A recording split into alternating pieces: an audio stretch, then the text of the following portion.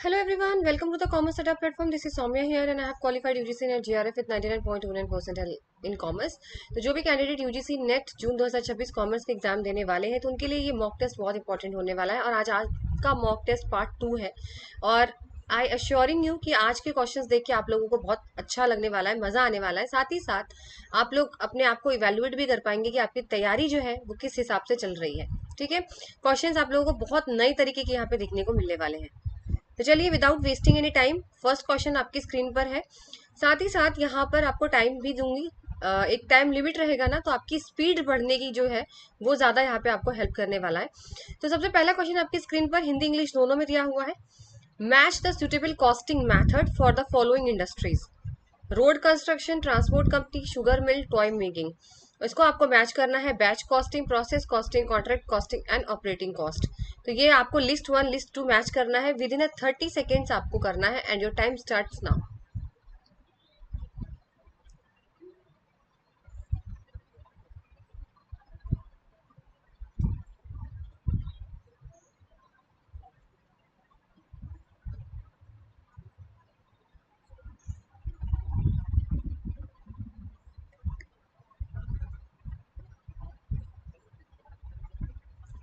चलिए स्टार्ट करिए।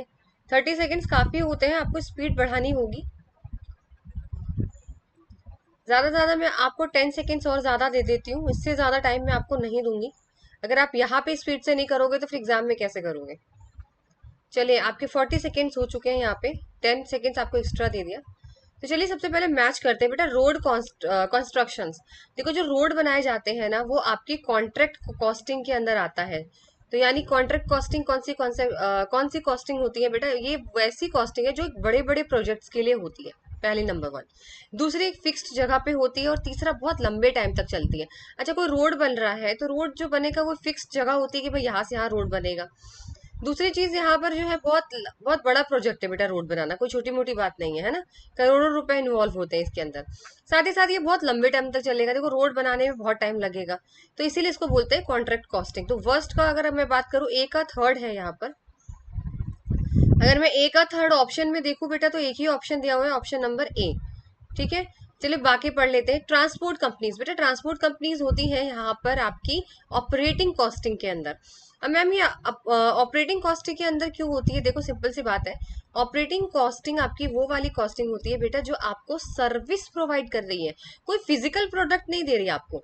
कोई फिजिकल में कोई सामान लाके नहीं दे रही है आपको, आपको सर्विस दे रही है। जैसे ट्रांसपोर्ट कंपनी, जैसे मेट्रो, कैब, आप लोगों को आने जाने की सुविधा मिलती है ना भाई, तो ये आपको क्या दिया जा रहा है, सर्विस दी जा रही है। तो जहाँ सर्विस दी जाती है वो आपकी ऑपरेटिंग कॉस्टिंग होती है, यानी बी का फोर्थ।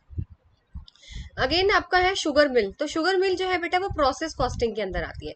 प्रोसेस कॉस्टिंग का सिंपल सा मतलब है कि पहले जो कच्ची चीज होती है उसको बनाने में कई स्टेप्स यूज होते हैं, उसे बोलते हैं प्रोसेस कॉस्टिंग।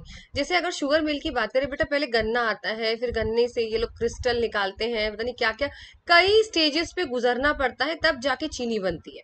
तो प्रोसेस कॉस्टिंग वही कॉस्टिंग होती है जहाँ पे कच्चे माल को, जब हम कोई भी प्रोडक्ट बनाते हैं तो कच्चे माल को प्रोडक्ट बनाने में जितनी भी स्टेप्स लगते हैं, ज्यादा से ज्यादा स्टेप्स लगते हैं, वो प्रोसेस कॉस्टिंग होती है। तो यानी सी का 2 हो गया। और लास्ट है आपका टॉय मेकिंग। देखो टॉय मेकिंग होता है बैच कॉस्टिंग। यहाँ पे एक सिंगल प्रोडक्ट नहीं बनाया जाता। अगर आप खिलौने बना रहे हो तो आप 1000 के बैच में बनाओगे कि हमें 1000 खिलौने बनाने हैं, सेम सेम एक शक्ल का टेडी बियर है तो वैसे ही शक्ल के 1000 टेडी बियर आपको बनाने पड़ेंगे। तो बैच कॉस्टिंग होती है पूरे ग्रुप का 1000 का खर्चा देखा जाएगा। ठीक है, ग्रुप में बनाया जाता है आइडेंटिकल। तो डी का फर्स्ट, ठीक है, ऑप्शन नंबर ए करेक्ट हो गया। चलिए नेक्स्ट क्वेश्चन बेटा आपकी स्क्रीन पर है। स्टेटमेंट का क्वेश्चन है। पहला स्टेटमेंट है method and techniques of costing are one and the same. Second statement है variable cost per unit remains fixed. और आपके 30 सेकेंड स्टार्ट होते हैं अब। आपको बताना है कौन सा स्टेटमेंट इसके अंदर सही है।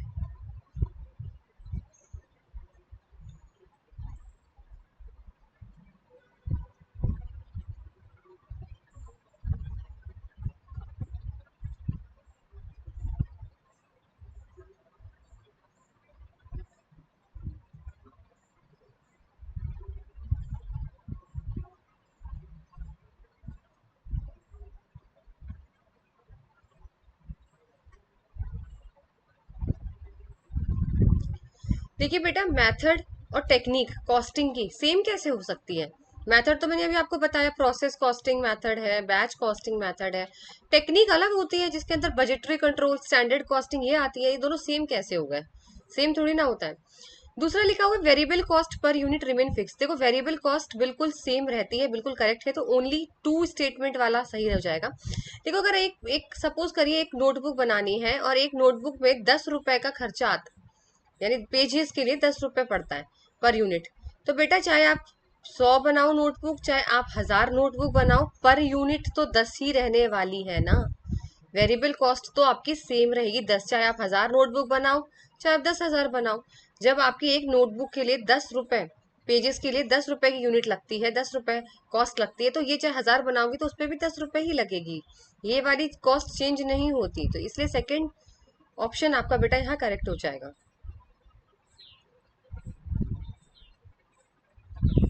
चलिए नेक्स्ट क्वेश्चन आपकी स्क्रीन पर है। An equal amount of increase in total current assets and total current liabilities will increase the current ratio, decrease the current ratio, no change in current ratio और none of these. यानी जब आप current assets और current liabilities दोनों को ही same मात्रा में बढ़ाते हैं, सेम अमाउंट से बढ़ाते हैं, तो करंट रेशियो में क्या फर्क आता है?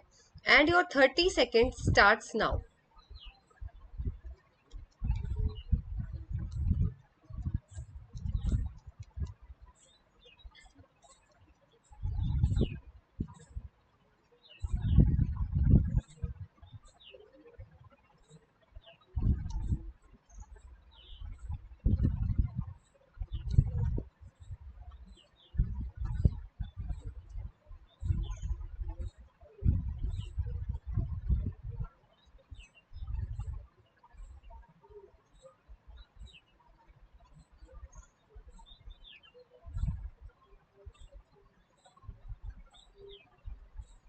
चलिए time is up and your right answer is, चलो हम करके बता देते हैं, वैसे इसका राइट आंसर होगा decrease the current ratio, option number B.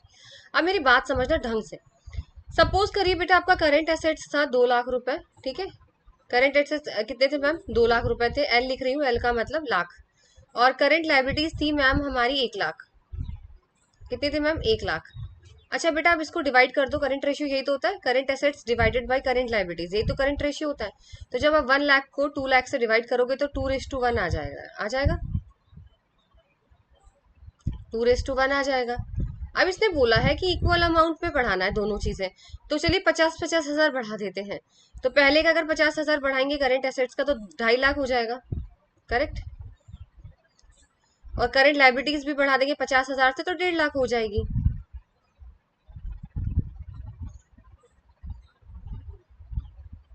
ठीक है,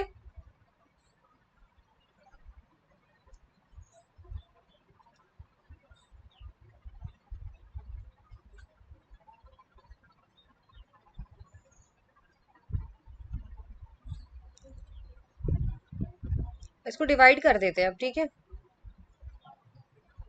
इसको डिवाइड कर दो कैलकुलेटर से। तो इसका जो बेटा रेशियो आने वाला है, अगर आप डिवाइड करोगे ना, तो 1.67 आएगा। देखो कैलकुलेटर अलाउड नहीं होता एग्जाम में, आप लोग हाथ से करना। 1.67 आ जाएगा। अब देखो पहले रेशियो कितना था मैम? 2:1।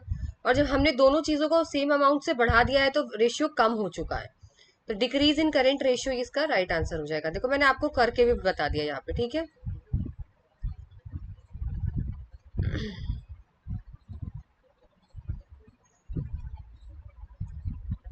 चलिए नेक्स्ट क्वेश्चन आपकी स्क्रीन पर है। मैच द फॉलोइंग फिर से आ चुका है, जिसके अंदर लिस्ट 1 है single entry book keeping, redemption of preference shares, buy back of shares और बोनस शेयर्स। इसको आपको मैच करना है section 63, section 68, section 55 and not based on double entry principle. कौन किसके साथ मैच होगा, मैच करिए। इसके लिए मैं आपको 10 सेकेंड एक्स्ट्रा देती हूँ, 40 सेकेंड्स आपको यहाँ पे दिए जाएंगे, ठीक है। 40 सेकेंड्स में इसको सॉल्व करिए। देखिए मैं टाइम इसलिए कम रखती हूँ, अगर आप यहाँ स्पीड से करोगे ना तो वहां जाके एवरेज स्पीड होगी। अपने घर पे बैठ के एग्जाम देना ज्यादा इजी होता है, और वहाँ का जो एनवायरमेंट होता है वो बहुत स्ट्रेसफुल होता है, क्योंकि वो टाइमर जो चलता रहता है ना वहाँ पे, वो बहुत ही ज्यादा, मतलब अगर टेंस सिचुएशन रहे वहाँ पे तो वहाँ देख के तो ऑटोमेटिकली नर्वसनेस आ जाती है और एग्जाम में टाइम का पता नहीं चलता। तो अब यहाँ स्पीड बढ़ाओगे, यहाँ तो आराम से दे दोगे अपने घर, लेकिन वहां जो है ना टाइम बहुत स्पीड से भागता है। तो यहाँ थोड़ा सा फास्ट करोगे तो वहां एवरेज स्पीड होगी जाके।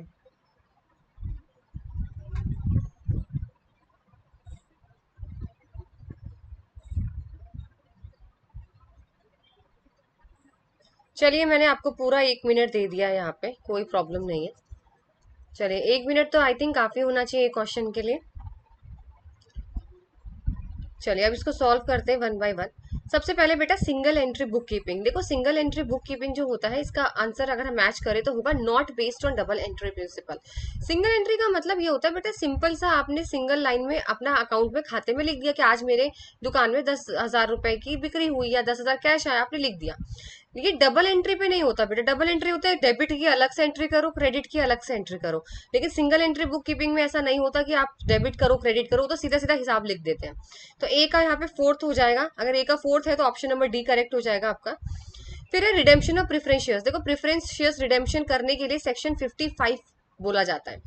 ऑप्शन नंबर थर्ड 55, इसके अंदर ये बोलते हैं कि आप प्रेफरेंस शेयर्स को तब तक रिडीम्ड नहीं कर सकते जब तक वो फुल्ली पेड अप ना हो। जब तक आपके पूरे पैसे आपको नहीं मिल जाते बेटा शेयर्स के, तब तक आप जो है वो रिडेम्पशन यानी प्रेफरेंस शेयर्स को रिडेम्पशन नहीं कर सकते। और एक लिमिट तक नहीं कर सकते, वो है 20 साल। 20 साल से ज्यादा हो गया तो फिर आपको करना ही पड़ेगा।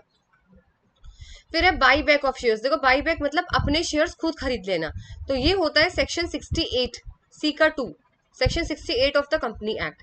फिर है बोनस शेयर्स। देखो, बोनस शेयर्स वो शेयर्स होते हैं जो कंपनी अपने ही पुराने शेयर होल्डर्स को फ्री में खुश करने के लिए दे देती है, जो कि है section 63 of the companies act. तो ए का फोर्थ, बी का थर्ड, सी का 2 एंड डी का 1।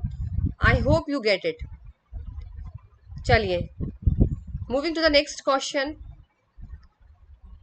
Again this is the question of statement.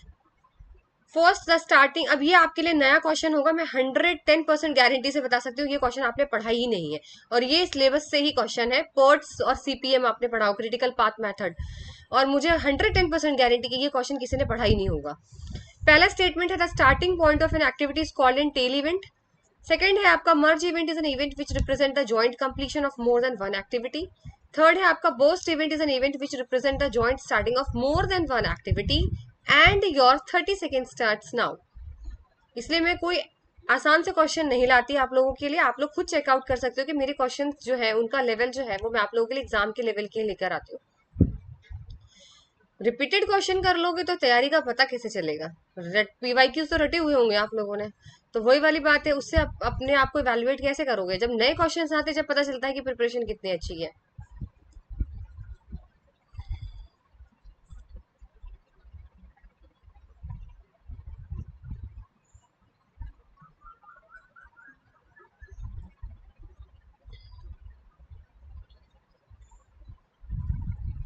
चलिए, ये 40 सेकेंड्स आर ओवर। वैसे मैंने 10 सेकेंड्स आपको एक्स्ट्रा दे दिया था। चलिए, the starting point of an arrow is called an tail event. बिल्कुल करेक्ट है बेटा, और समझ लो ये सर्किल है, सर्किल के अंदर ये एरो है, एरो देख रहे हो। तो बेटा ये जो एरो का पीछे वाला पार्ट है इसी को बोलते हैं टेल। टेल का मतलब शुरुआत। सपोज करिए आपने कंपनी में कोई भी आपकी कंपनी की दीवारों पर पेंट होना है, तो जब पेंट शुरू हो रहा है उसको बोलते हैं शुरुआत, जिसको बोलते हैं टेल इवेंट। और जो एरो जहां पे खत्म हो रहा है उसको बोलते हैं हेड इवेंट, यानी खत्म हुआ है यहाँ पर जाके। ठीक है, समझ आ गया।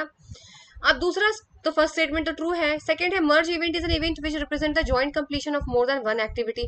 देखो भाई, मर्ज का मतलब ही यही होता है कि जुड़ना। तो यहाँ पर ये चीज बोली गई है आपसे बेटा कि ये जैसे एरो दिया हुआ है, तो मर्ज इवेंट का मतलब होता है कि एक एरो, एक काम खत्म होने, एक काम जब शुरू होता है, जैसे आपकी घर बनता है, आपका नींव बन जाती है, फाउंडेशन जिसे बोलते हैं, नींव बनती है, तो उसके बाद एक साथ सारे तीर आ जाना, एक साथ सारे तीर छोड़ देना। ये देखो मैंने कितने मल्टीपल तीर छोड़ दिए। यानी अब आपका देखो प्लम्बिंग का काम भी शुरू हो जाएगा, अब आपकी जो है बिजली का भी फिटिंग शुरू हो जाएगी, यानी एक साथ सारे काम शुरू हो जाते हैं, उसे बोलते हैं मर्ज इवेंट। फिर होता है बेटा आपका burst event. Burst event is an event which represents joint starting of more than one activity. यानी यहाँ पर ये बोला गया है जितने भी तीर थे सब वापस आ जाओ, यानी एक जगह पर सारा काम पूरा हो जाना। सारे तीर वापस आ गए, आपका प्लम्बिंग का काम भी हो गया, आपका फिटिंग भी हो गया, आपकी पेंट भी हो गया, एवरीथिंग इज डन। ठीक है, तो वो होता है बर्स्ट इवेंट।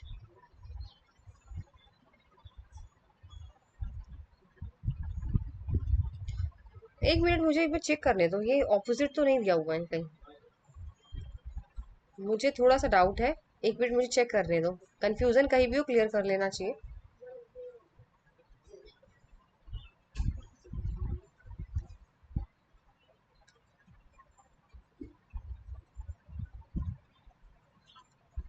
इसमें क्या है, ट्रू स्टेटमेंट बताना है ना आपको। हम्म।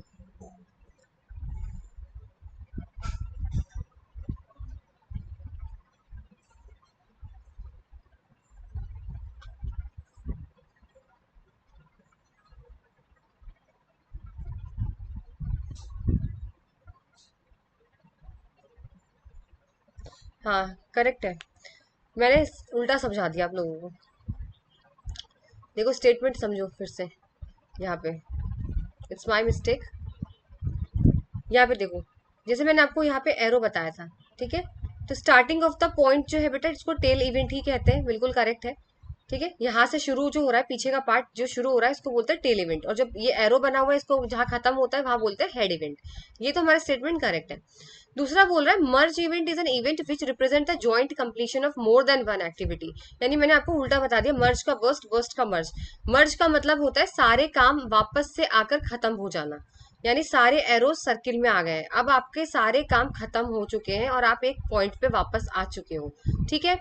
और वही अगर मैं बर्स्ट इवेंट की बात करूं, तो बर्स्ट इवेंट का वही जो मैंने आपको बताया था कि एक एरो से बहुत सारे एरो निकल जाना, यानी फाउंडेशन बन गई है तो प्लम्बिंग का काम भी है, फिटिंग का काम भी है, आपका पेंटिंग का काम भी है, सारे काम एक साथ निकल जाना, उसे बोलते हैं बर्स्ट इवेंट। और मर्ज का मतलब है सारे काम खत्म होके वापस उसी पॉइंट पे आ जाना। ठीक है, चलिए, तो आपके तीनों ही स्टेटमेंट बेटा ठीक है, ऑप्शन नंबर डी आपका यहाँ पे राइट हो जाएगा।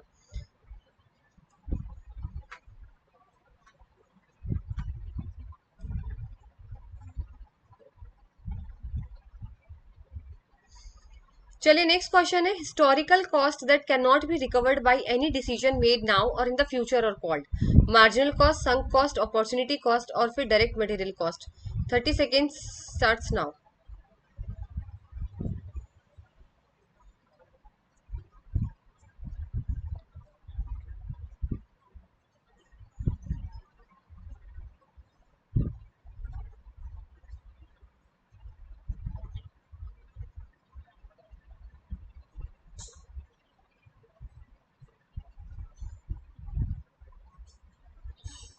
बहुत इजी क्वेश्चन है ये वाला। आपको ये बताना है ऐसी कौन सी कॉस्ट है जो अब वापस आपको नहीं मिल सकती, जो डूब चुकी है, तो उसे बोलते हैं संक कॉस्ट। देखो संक कॉस्ट वो कॉस्ट होती है जहाँ पे आप पैसा खर्च कर चुके हो उसको पास्ट में, अब उसका कोई फायदा नहीं है, से आगे वाली चीजों पे उस कॉस्ट को इग्नोर ही किया जाता है। जैसे इसका एग्जांपल बताती हूँ, जैसे सपोज करिए आपने एक नया सॉफ्टवेयर बनाया अपनी कंपनी के लिए, 10 लाख 50 लाख का था और आपने उस पर 40 लाख रुपए खर्च कर दिए, 10 दिन पहले आपको पता चला कि वो काम नहीं करेगा, आपको दूसरा करना पड़ेगा, तो फिर वो पैसे आपके डूब चुके हैं, वो रिकवर नहीं होंगे। ठीक है,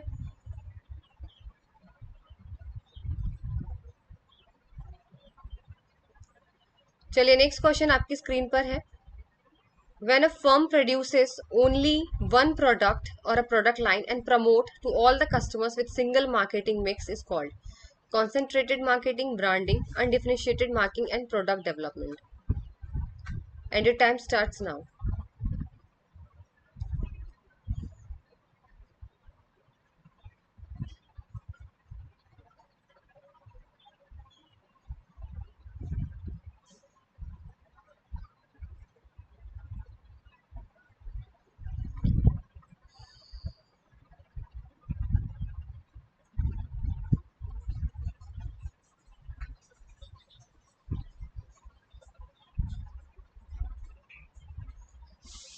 चलिए your time is up and your right answer is option number B, undifferentiated marketing, जिसका दूसरा नाम है मास मार्केटिंग।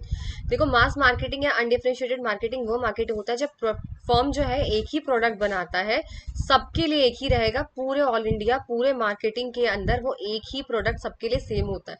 यहाँ पे किसी भी तरीके का पक्षपात या पार्शियलिटी नहीं होती कि अमीर के लिए अलग है, जैसे कोका कोला है, जो रेड वाली कोका कोला वो होती है ना, वो रेड लेबल लगा होता है कोका कोला का।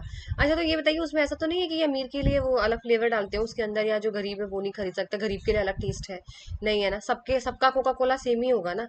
तो वही चीज है कि जितने भी कस्टमर्स है, कोई अमीरी गरीबी या और छोटे बच्चे बड़े बच्चे नहीं है, सब एक ही कोका कोला पी रहे हैं। तो सबके लिए एक ही प्रोडक्ट को प्रमोट करना, एक ही प्रोडक्ट को, ठीक है, पूरे ऑल इंडिया मार्केटिंग में, तो उसे अनडिफरेंशिएटेड मार्केटिंग या मास मार्केटिंग कहते हैं।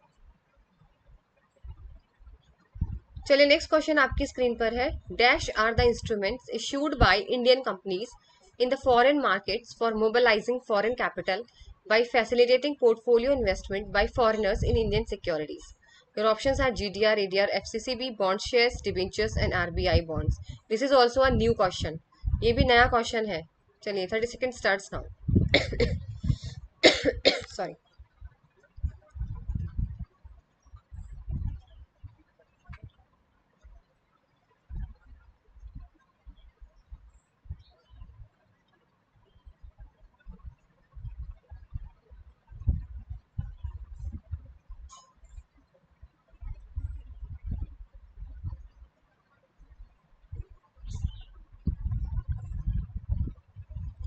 चलिए your time is up and your right answer is option number A, GDR, ADR and FCCBs।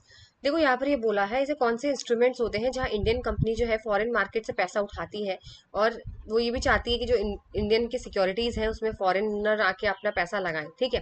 तो उसके लिए GDR, ADR और FCCs भी बनाए जाते हैं। देखो ADR की बात करते हैं तो अमेरिकन डिपॉजिटरी रिसिट्स होती है। इसके अंदर क्या होता है बेटा आपका, सपोज करिए कोई इंडिया की कंपनी है या मेरी कोई कंपनी है और मैं चाहती हूँ कि मैं अमेरिका के, याद रखना, मैं अमेरिका के स्टॉक मार्केट से मैं पैसा उठाना चाहती हूँ, तो मुझे फिर ADR जारी करवाना पड़ेगा, ठीक है।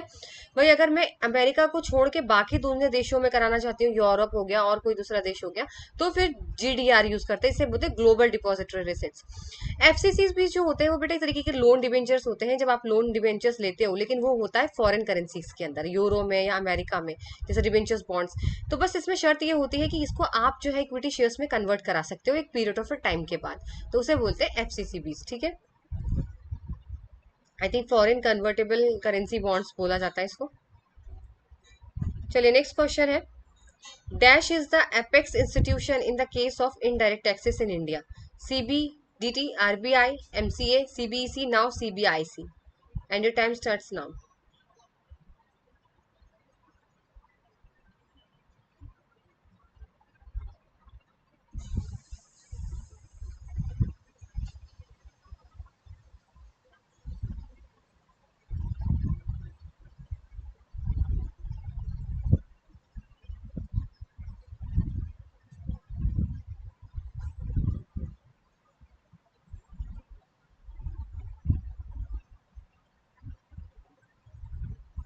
चलिए 30 seconds are over and your right answer is option number D, CBIC, जिससे पहले CBC बोला जाता था, central board of indirect, I think central board of, पूरा फॉर्मूला याद कर लेते हैं इसका क्या है। CBIC, central board of indirect taxes and custom, ठीक है। Central board of indirect taxes and custom. इसके में क्या होता है, देखो ये वैसी बॉडी होती है जो आपके जितने भी टैक्सेस के रूल्स रेगुलेशंस होते हैं, सारा कंट्रोल इनके हाथ में होता है, बस इतना ध्यान रखना। GST लागू करना, GST के नियम लगाना, कितने परसेंटेज लगेंगे, सारा काम इसी का होता है।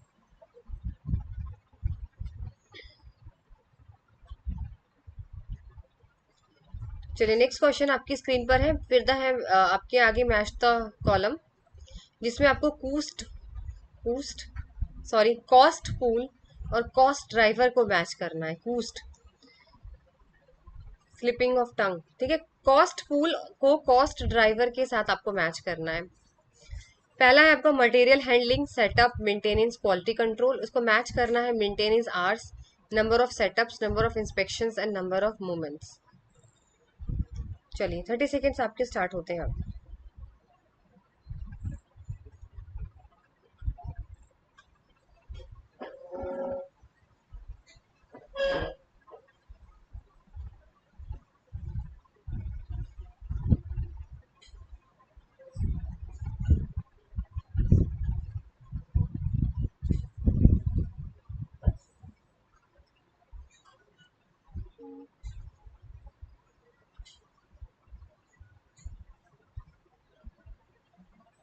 चलिए, time is up and your right answer is material handling. सबसे पहले कॉस्ट पूल होता क्या है? कॉस्ट पूल का मतलब जब भी हम कोई एक्टिविटी करते हैं तो उसमें कितना खर्चा आता है। कॉस्ट ड्राइवर ये बताता है कि किन कारणों की वजह से खर्चा आया है, तो रीजन की बात करें तो कॉस्ट ड्राइवर है। अगर मटेरियल हैंडलिंग, देखो मटेरियल हैंडलिंग के अंदर हम लोग चेक करते हैं option number 4, number of movements. ठीक है, यहाँ पर ये चीज देखी जाती है कि जब मटेरियल का मूवमेंट होता है, मटेरियल हैंडल करते हैं रॉ मटेरियल से फिनिश गुड, फिनिश से सेमी फिनिश, फिनिश ऐसे करके जब भी पूरा प्रोसेस जाता है तो उसको कितनी बार मूवमेंट हुआ है, तो मटेरियल का जो खर्चा है वो मटेरियल के नंबर ऑफ मूवमेंट से पता चलेगा। तो जितनी बार भी मटेरियल घूमे फिरेगा, मतलब मूवमेंट होगी, उतना ही खर्चा बढ़ेगा। तो वो आपका मटेरियल हैंडलिंग है। ठीक है, यानी नंबर ऑफ मूवमेंट्स। दूसरा आता है आपका सेटअप। सेटअप्स का मतलब ये होता है, कंपनी होती है, नई मशीनरीज लाते हो, उसको सेटअप करते हो, तो उसका मशीन का खर्चा कैसे निकालोगे? मशीन का खर्चा निकलेगा मैम नंबर ऑफ सेटअप्स। जितनी बार भी मशीन को सेट करोगे उतना खर्चा बढ़ता जाएगा। बी का 2, तो ए का 4th और बी का आपका 2। फिर आता है मेंटेनेंस। देखो मेंटेनेंस का सिंपल सा यही मतलब होता है कि मशीनरी जो है वो खराब भी हो सकती है, रिपेयर करना पड़ता है, उसको मेंटेन करना पड़ता है। तो उसका खर्चा कैसे डिपेंड करोगे? उसका होगा मैम मेंटेनेंस आवर्स में, कि उसको कितने घंटे आपकी मशीन चली है, उसको मेंटेन करने में कितना घंटे लग गए। ठीक है, फिर आता है क्वालिटी कंट्रोल। भाई प्रोडक्ट की क्वालिटी चेक करी जाएगी, तो क्वालिटी को बार बार, जो जितनी बार चेक करोगे, नंबर ऑफ इंस्पेक्शन, ठीक है, उतनी बार आपका खर्चा बढ़ता जाएगा। तो डी का 3rd, ए का 4th, बी का 2nd, तो ऑप्शन नंबर ए करेक्ट हो जाएगा। सी का 1st और डी का 3rd। देखो कॉस्ट पूल का मतलब होता है सीधे खर्चा, और न कॉस्ट ड्राइवर होता है खर्चे का कारण क्या है। तो खर्चा था मटेरियल का हैंडल करने का।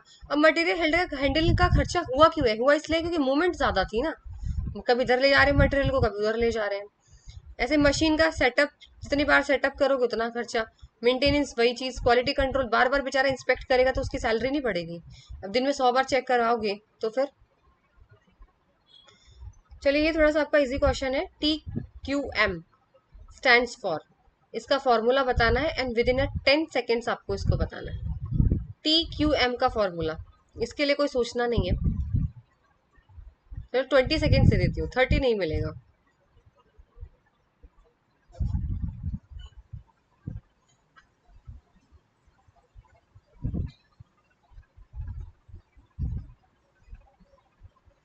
चलिए 20 seconds are over and your right answer is option number B, total quality management. ठीक है,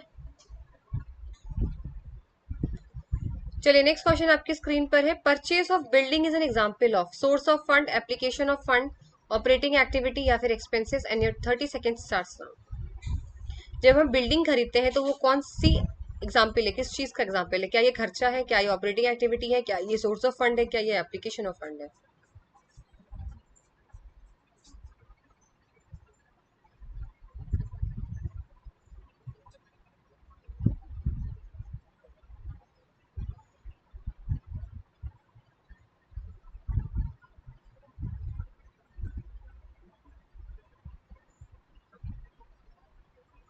चलिए, your time is up and your right answer is option number B, application of funds. देखो अगर हम कोई भी बिल्डिंग खरीद रहे हैं, तो बिल्डिंग खरीद रहे हैं, एप्लीकेशन ऑफ फंड्स का मतलब, देखो सोर्स ऑफ फंड्स का मतलब पैसा आया कहाँ से? तो यहाँ पे तो कहीं से पैसा आ नहीं रहा है। आ रहा है क्या? बिल्डिंग परचेस कर रहे हो बल्कि पैसा जा रहा है। एप्लीकेशन ऑफ फंड का मतलब यहाँ पर ये होता है, एप्लीकेशन ऑफ फंड्स का मतलब यहाँ पर ये है कि जो पैसा है उसको खर्च कहाँ किया जा रहा है। तो खर्च किया जा रहा है बिल्डिंग को खरीदने के लिए, वो हो गया एप्लीकेशन ऑफ फंड्स का मतलब पैसा खर्च कहाँ किया गया है। कहाँ खर्च किया गया? बिल्डिंग खरीदी है। ऑपरेटिंग नहीं आएगा बेटा, ऑपरेटिंग होता है डे टू डे एक्टिविटी, जो रोजमर्रा के खर्चे होते हैं। ये बिल्डिंग रोज खरीदते हो क्या? नहीं ना। चलिए नेक्स्ट क्वेश्चन आपकी स्क्रीन पर है। According to dash approach the market value of firm depends upon the net operating profit and overall cost of capital. Net operating income, Modigliani Miller theory, traditional theory या फिर net income theory, and 30 second starts now.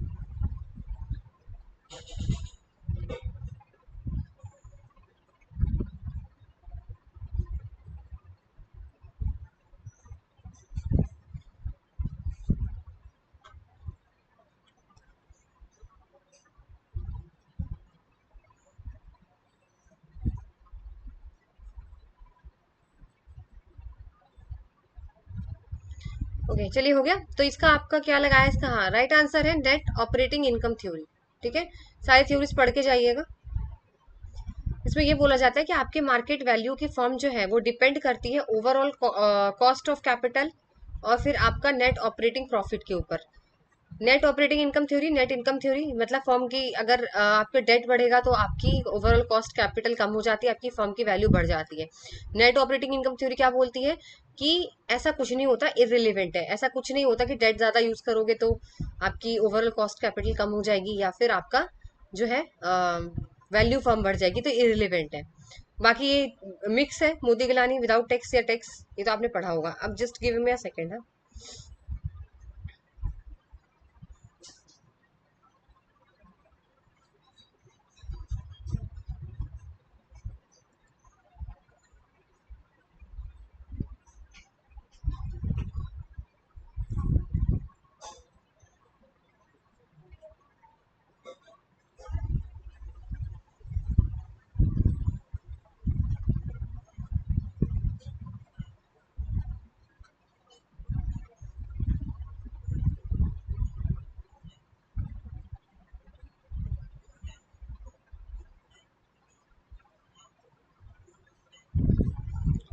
चलिए next question पे चलते हैं।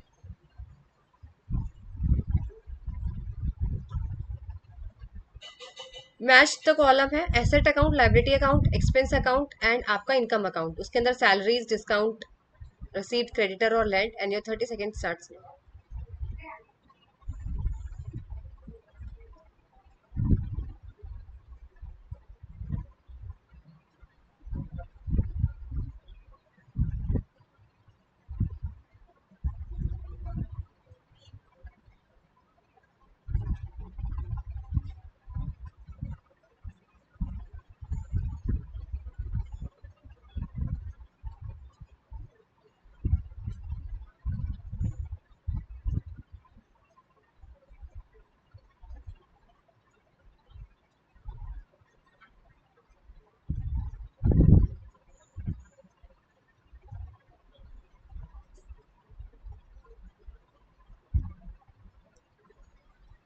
चलिए बहुत easy question था, I think आप लोगों ने कर लिया होगा।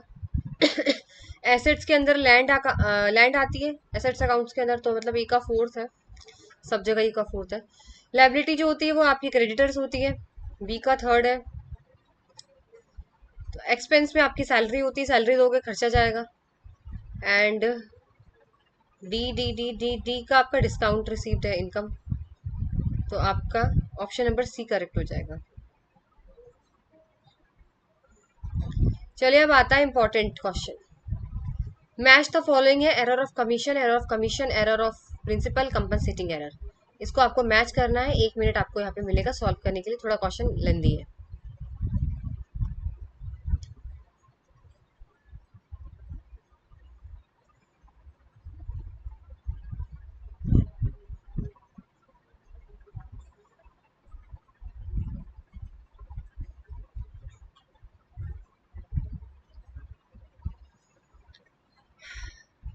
Error of omission, error of commission, error of principle, compensating error, बहुत इंपॉर्टेंट क्वेश्चन।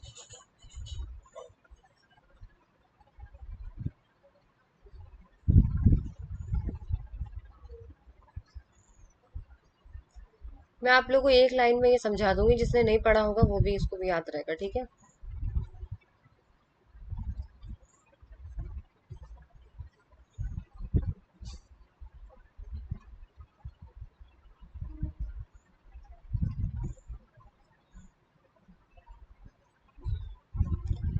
चलिए time is up and right answer अगर हम बात करें, सबसे पहले आता है error of omission. Error of omission का मतलब गजनी, भूल जाओ, रिकॉर्ड ही नहीं करा। मतलब रिकॉर्ड ही नहीं करा, क्या डेबिट क्या क्रेडिट रिकॉर्ड ही करना भूल गए। यानी इसका हो जाएगा बेटा ट्रांजेक्शन इज फुल्ली स्किप, यानी बिल्कुल भूल गए, तो ए का हो जाएगा फोर्थ। ठीक है, उसके बाद आता है एरर ऑफ कमीशन। कमीशन का मतलब रॉन्ग फिगर लिख दिया, 5,000 लिखने थे 5 लाख लिख दिया, या 500 लिखने थे तो 5,000 लिख दिया, फिगर में गड़बड़ कर दी, तो इसका होगा रॉन्ग अकाउंट अमाउंट। थर्ड हो जाएगा, the wrong amount has been recorded इधर इन द जर्नल और इन द सब्सिडरी बुक। तो ए का फोर्थ है और बी का थर्ड है, तो ऑप्शन नंबर डी करेक्ट हो जाएगा। बाकी दूसरा है error of principle. Error of principle का मतलब होता है जब आप नियम तोड़ दो अकाउंटिंग प्रिंसिपल्स के, कैपिटल का खर्चा रेवेन्यू में, रेवेन्यू का खर्चा कैपिटल में, तो इसका हो जाएगा option number 2, accounting principles are not applied, principles का उल्लंघन कर दिया आपने। लास्ट है आपका कंपनसेटिंग एरर। कंपनसेटिंग का आपका ऑप्शन नंबर 1 ही करेक्ट है। Wrong amount was posted in the one account is compensated by the wrong posting of the same account. यानी एक गलती दूसरे गलती को काटती है, जैसे लोहा लोहे को काटता है वैसे ही एक गलती जो करी आपने और जो दूसरी गलती करी वो दोनों आपस में काट के जीरो गलती कर देते हैं, बस वो चीज है कंपनसेटिंग एरर।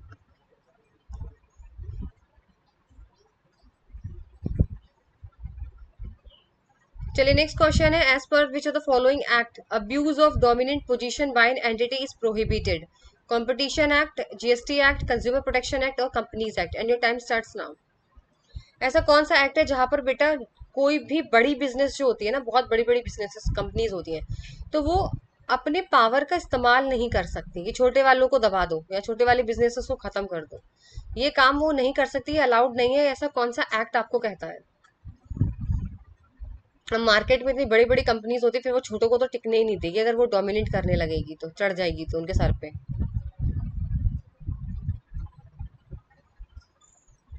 चलिए इसका राइट आंसर है आपका companies act, sorry the competition act 2002, option number A.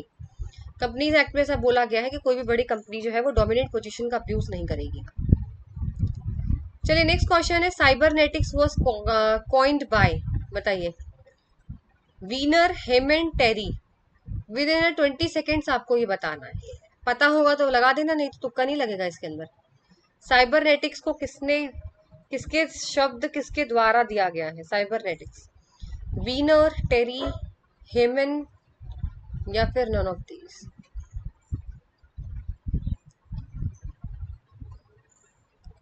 चलिए इसका राइट आंसर है ऑप्शन नंबर ए, वीनर। याद रख लीजिएगा, ठीक है, वीनर जो है वो राइट आंसर है। चलिए नेक्स्ट क्वेश्चन आपकी स्क्रीन पर है, dash is the size of the order for which the total cost of material is minimum? Asset cost, fix cost, EOQ या sunk cost. And your 30 second starts now.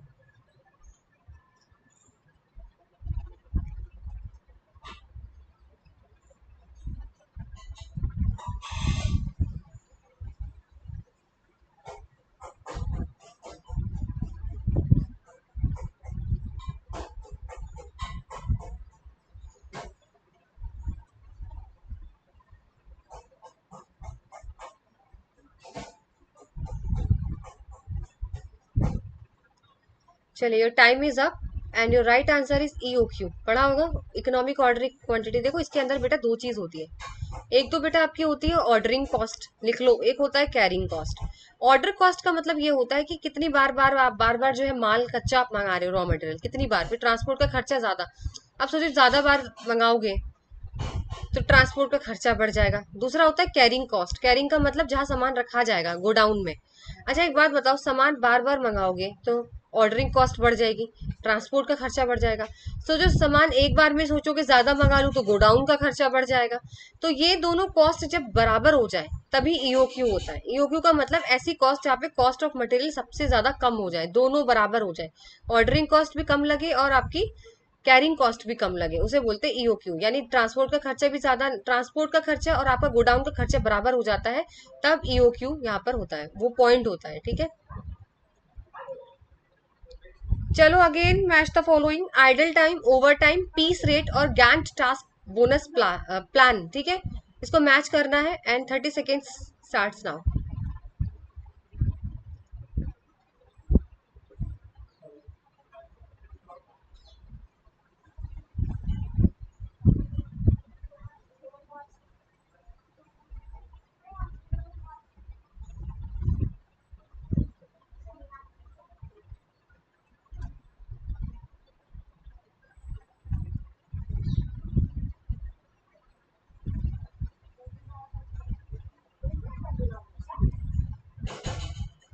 चलिए,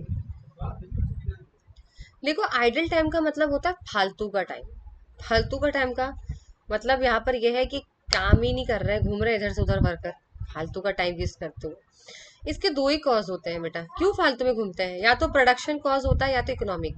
तो यानी ए का आपका second हो जाएगा, ए का सेकंड यानी ऑप्शन नंबर ए या बी में से कोई होने वाला है। प्रोडक्शन कॉज या इकोनॉमिक, प्रोडक्शन ये हो सकता है मशीन खराब हो बेचारे इसलिए घूम रहे हो। इकोनॉमिक कॉज ये हो सकता है कि सामान ही नहीं, डिमांड ही नहीं है आपके प्रोडक्ट की, तो बनाएंगे क्या बेचारे, इसलिए खाली घूम रहे हैं इधर से उधर। ठीक है, तो ए का सेकंड है।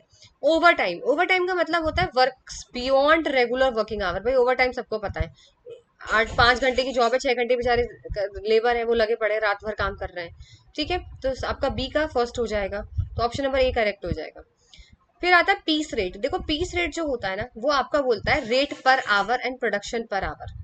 ये आपको ना लेबर को इस वजह से पैसा नहीं देते कि उन्होंने कितने घंटे काम किया, इस वजह से देते हैं कि उन्होंने कितने यूनिट्स बनाए। अब टेडी बियर है तो ये नहीं देखेंगे कि घंटे में कितने टेडी बियर बनाए, वो ये देखेंगे कि भाई कितने टेडी बियर बनाए, यूनिट्स कितनी बनाई, 100 बनाए, 200 बनाए, 300 बनाए। तो इसमें टाइम नहीं बेटा, इसके अंदर जो है पीस रेट के अंदर आपका यूनिट्स देखे जाते हैं। फिर आता है गैंट टास्क बोनस प्लान, इसके अंदर होता है प्रोडक्शन बिलो स्टैंडर्ड या गारंटी टाइम रेट जिसे बोलते हैं। डी का आपका हो जाएगा थर्ड। देखो Gantt task plan, bonus plan ये बोलता है कि अगर से कोई मजदूर है, कोई लेबर है, सपोज करिए उससे बोला था कि 100 टेडी बेयर बनाने, वो नहीं बना पाया या कम बनाया है, तो कोई बात नहीं, उसकी जो दिहाड़ी होती है ना, दिहाड़ी बोलते हैं ना उसको, वो काटी नहीं जाएगी, वो जितना रहेगा उतना ही रहेगा। ठीक है, ये चीज यहाँ पर बोली जाती है।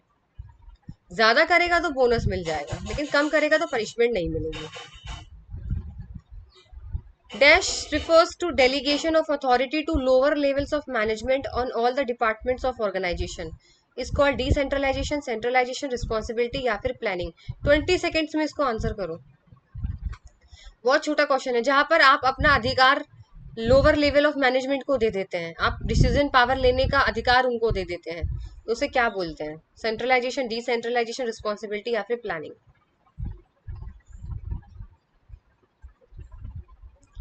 ये बहुत आसान क्वेश्चन था, ऑप्शन नंबर ए डिसेंट्रलाइजेशन, जहां पे पावर को बांट दिया जाता है, और सेंट्रलाइजेशन में पावर एक आदमी के, इंसान के हाथ में रहती है बस। चलिए नेक्स्ट क्वेश्चन है, इसके लिए भी 20 सेकेंड ही मिलेंगे। Right to information act dash was the milestone in the history of India. बताओ भाई, राइट टू इंफॉर्मेशन एक्ट कब आया था? 20 second start now. Date year बताना है आपको, डेट भी याद कर लेना इसकी। एक बार शायद क्वेश्चन में सेम क्वेश्चन रिपीट हुआ था, पर डेट पूछ ली गई थी। ईयर तो याद था पर डेट याद नहीं थी।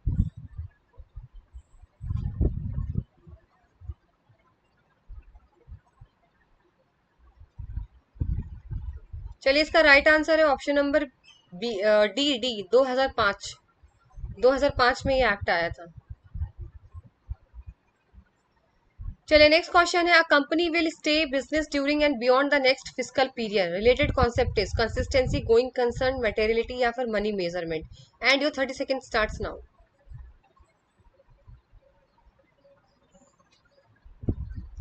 आई थिंक 20 सेकेंड्स में कर लो भाई, बहुत छोटे छोटे क्वेश्चन है, इसके लिए क्या टाइम वेस्ट कर रहे हो?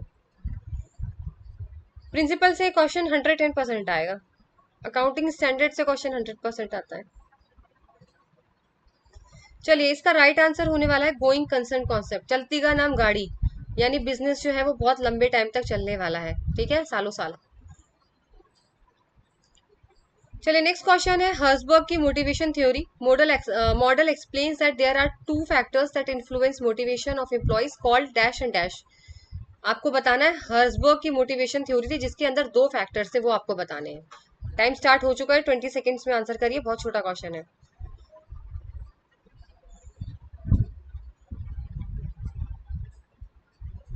इसमें सिर्फ नाम पूछा है बेटा, move hygiene, motional hygiene, motivational high या फिर मोटिवेशनल हाइजीन।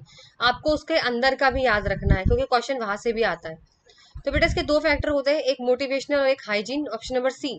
याद रखना, इसके अंदर का भी याद रखना है, मैंने आपको ओरली बता दिया है। चलिए नेक्स्ट क्वेश्चन है, dash advises the central government in formulating the policy and exercising specified power under the foreign trade development and regulation act 1992। DGFT, chief income tax, chief sales tax commissioner, chief GST commissioner. 20 seconds में बताइए, ऐसा कौन सा इसके जो ये आपकी options है ऐसा कौन है जो एडवाइस करता है सेंट्रल गवर्नमेंट को कि क्या क्या पावर होनी चाहिए, पॉलिसीज कौन कौन सी बनानी चाहिए under the foreign trade development and regulation act के तहत सलाह देता है? विदेशी व्यापार, देखो भाई विदेशी व्यापार है, इनकम टैक्स को कोई लेना देना नहीं है, सेल्स टैक्स को कोई लेना देना नहीं है, जीएसटी को लेना देना नहीं है, डीजीएफटी कॉमर्स का होता है ये, तो यही देखेगा, सारी चीजें एडवाइस करेगा। चलिए नेक्स्ट क्वेश्चन है dash section, sorry section dash company is a type of corporation establish to promote non profit activity. 10, 8, 9 और 12 नया क्वेश्चन है, बताइए।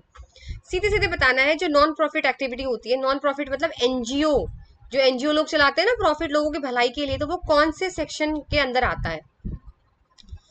Section dash company is a type of corporation establish to promote non profit activities. Section 10 में आता है, section 9 में, section 8 में या सेक्शन 12 में? तो बेटा इसका राइट आंसर है सेक्शन 8। याद रखना जो सेक्शन 8 होता है वो आपके एनजीओ के लिए होता है, नॉन प्रॉफिट के लिए। तो चलिए सेशन यही तक था। आई होप आपको सेशन अच्छा लगा हो, क्वेश्चंस अच्छे लगे हो। तब तक मिलते हैं आपसे नेक्स्ट सेशन में। Till then goodbye, take care.